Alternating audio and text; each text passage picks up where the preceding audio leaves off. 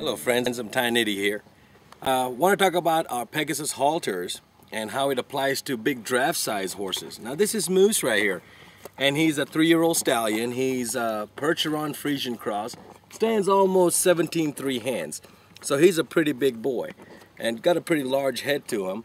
So we're going to go ahead and apply this Pegasus halter on him and show you how to set a big draft horse. One of the things I want to do before is, again, make sure I get my extra slack that comes over the pole set up first so I got control of his neck, and then make sure that my curb straps on the bottom are fully extended and not tight. So now from here we're just going to go ahead and get this right over his muzzle, pull the slack up, and go ahead and tie him off. Make sure we get right under the throat latch here. Go ahead and set him here and get him tied off.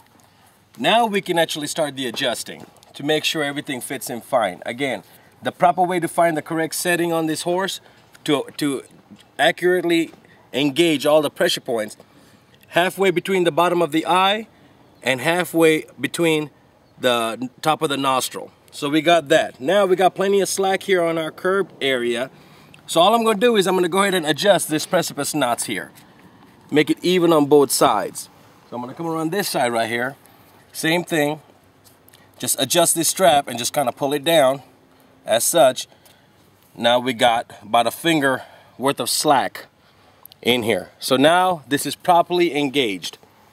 So same thing. One of the things I like to do to all my horses that I start with this kind of training halter that I'm training is kind of pull down on them a little bit. There we go. Engages them just right. So now we're going to go ahead and put some reins on them and see how that engages the side pulls. Now, one of the biggest things about working with a big, strong horse, a young stallion, any kind of horse that's got a lot of athleticism, they can get away from you quite easy. So we need to get that maximum pressure when we're working with them and engage those pressures rather than applying a lot of pain. I don't want this horse to do something out of pain. I want him to do it out of pressure and release. So here's a great concept here. So one of the things I'm going to do with Moose here is I'm going to go ahead and pull him right here on the outside. He's doing great. Pull him here. Engages just fine. Now whether you have a miniature, Arab type, quarter horse type, all the way up to big draft type horses, now this halter has time and time again proven itself to me, and I've been a big fan of this halter, and this is pretty much the only halter that I use to start any horse. I'm not a big fan of getting a bit into this horse's mouth in a very early age to start him under saddle, so this is my absolute favorite training apparatus I love to use on any horse because it does everything I need him to do without causing any kind of hardship on the mouth of this horse, soring up his bars on his mouth, and creating situations that's going to create a lot of pain for this horse.